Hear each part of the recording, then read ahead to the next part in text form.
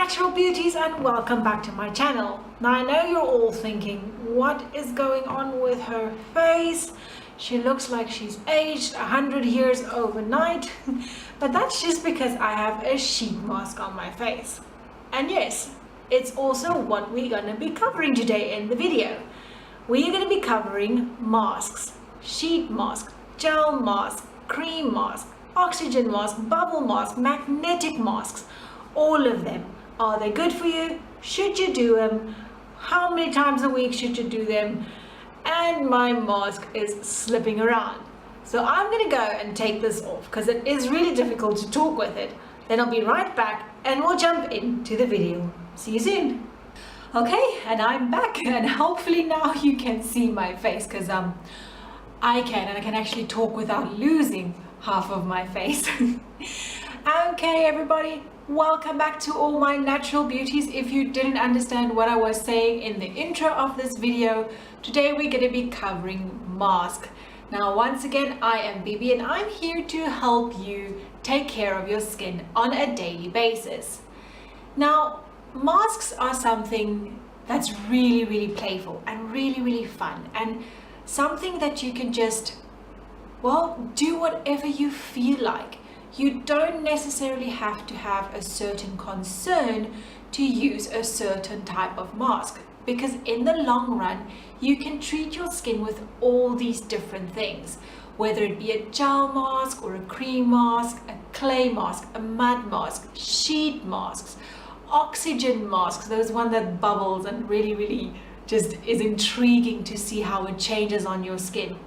Whether it's a 24 karat gold mask or a lace mask, it doesn't really matter. You can use them all no matter what your skin type is, what your skin condition is. It's up to you.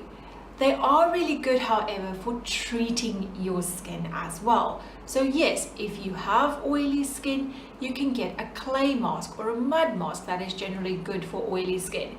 If you have dehydrated or dry skin, you can use a gel mask or a cream mask, which are usually good for these skin types.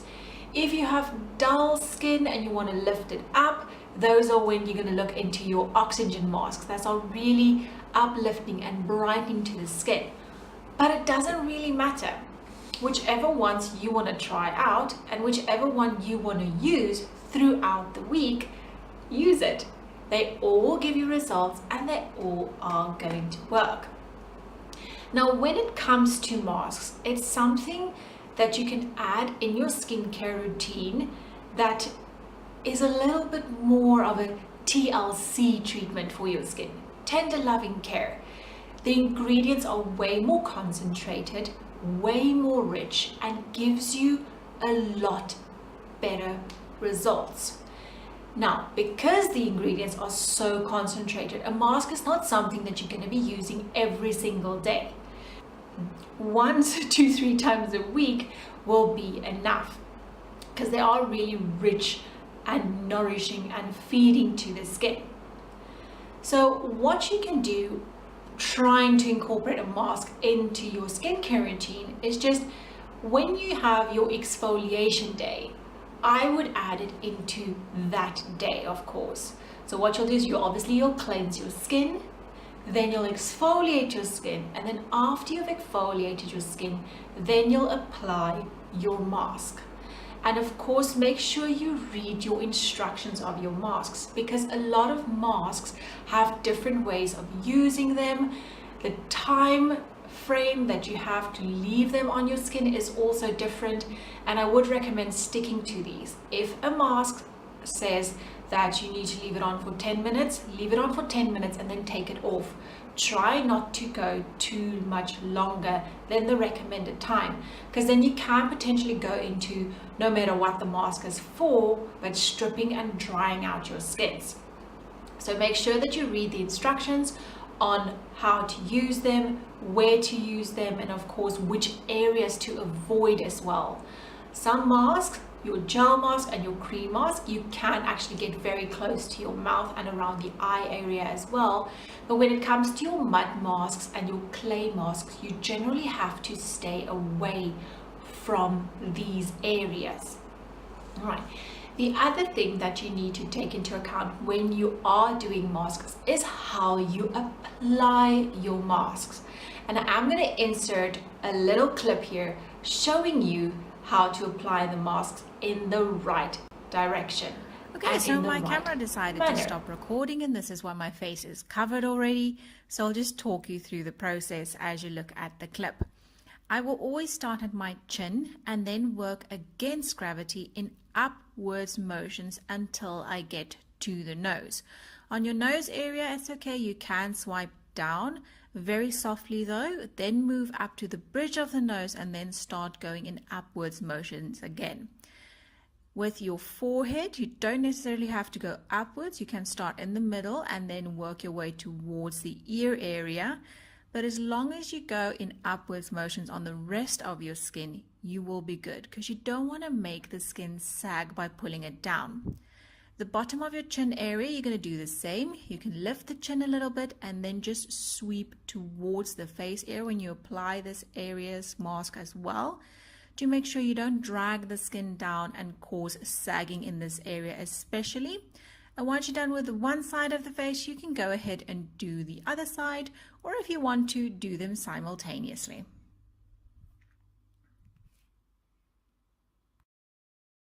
Okay, so when you've done, of course, with your mask and now you're going into removal, don't wash them off. Don't use the facial soap or any cleansing balm or anything of that sort. Just take them off with water alone, because you want to leave as much of the ingredients on your skin as possible. Now, if you're an oily skin type, you don't want to use too hot water. It can be warm, but don't go over hot with the water, because the skin doesn't like the warmness on it as much. So for an oily skin, when you remove a mask, try to use just lukewarm water. If you have a dry, more mature skin, you can go ahead and use warm water. Obviously not scorching water, please. We don't want to burn our faces because you've just treated it.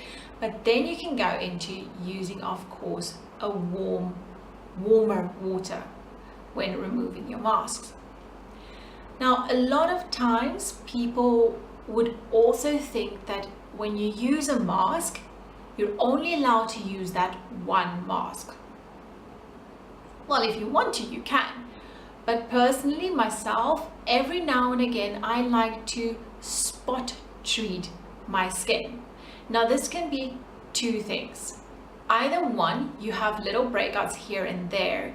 So you can use a clay mask or any mask that's specifically formulated for breakouts, oily skin, acne-prone skin. Just put it on the area that has the breakout, and depending on how strong the mask is, you can either do this in the evening and sleep with it on, and then in the morning remove it, or you can put it on, leave it for the 10, 15, 20 minutes, whatever the requirements of that mask is, and then remove it. Or you can area treat your skin. So for instance, take my skin. I am very dry around the borders of my face. My cheeks down this area is also a bit dry, but on my chin, my nose, a little bit out towards the cheek area, and just in the center of my forehead, I am a bit more oily, and of course I have a bit more large pores and some blackheads and things like that. Your normal T-zone combination skin. So what I like to do every now and again is I would then go ahead and apply a clay mask, clarifying mask, mud mask, any of these that helps with oily, blocked pores, things like that, just in the center of my face. I will then take a hydrating clay mask or a hydrating gel mask or a hydrating cream mask and apply that around the borders where I all have my dry skin. And then, depending on what type of mask, I will use an anti-aging mask or something that I can around the lip area and around my eye areas. So you don't necessarily have to stick to just one mask when you apply a mask. You can area treat, you can spot treat, And this is why I say it's something that you can play with, because you don't have to stick to just one thing. You can kind of mess around with it a little bit and treat specific to your concerns and to what you want to achieve. A lot of people veer away from masks, whether it's a sheet mask that you just literally basically slap onto your face, or whether it's a cream mask that you have to apply, or any of these things, because they tend to think that it takes a lot of time to do these masks. And yes, they do have to stay on your skin for at least 5 to 10 to 20, and some masks, especially like your 24 karat masks and your lace mask, do have to stay onto the skin for 30 minutes. Now, this is where my dear friend Morgan from the Beauty Breakdown channel has the best advice on how to use your time when you have your mask on.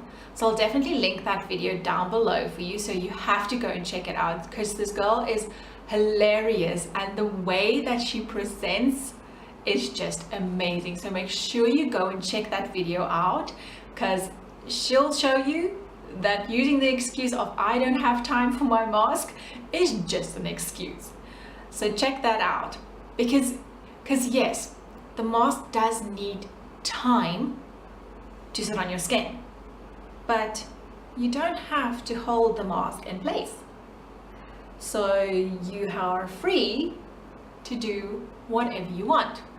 Laundry, folding, washing dishes, Netflix and chill. You can eat while you have a mask on your face if you really want to. There is a lot of things that you can do while you have your mask on. So stop saying that you don't have time, because you can do other things, and Morgan will tell you the same thing. So that's what masks are. They're very simple to use, they're very easy to use, and it's something that you can just add into your skincare routine, either for a specific reason or just to give your skin a little bit of a kick. It's simple, it's easy, but it does give you great results. I love using masks. I just enjoy spending time on my skin, and I will do so many different weird things while I have my masks on, and sometimes even forget that I have the mask on my face. So I set a timer on my phone to remind me when I have to take my mask off, because otherwise I will forget.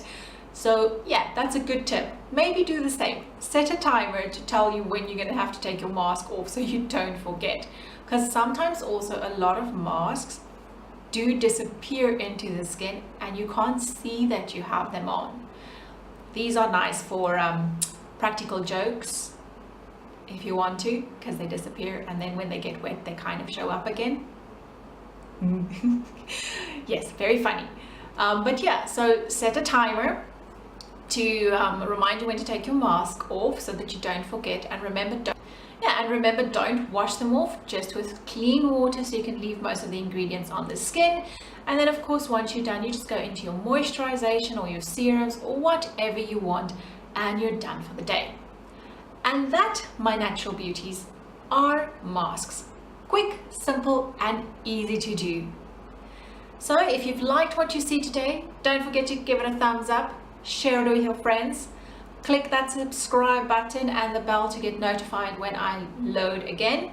If you haven't seen my previous videos where I go through exfoliation, moisturization, cleansing and toning and all of these things, make sure you check them out. But until I meet all my natural beauties again, have a wonderful day and I'll see you all soon. Goodbye.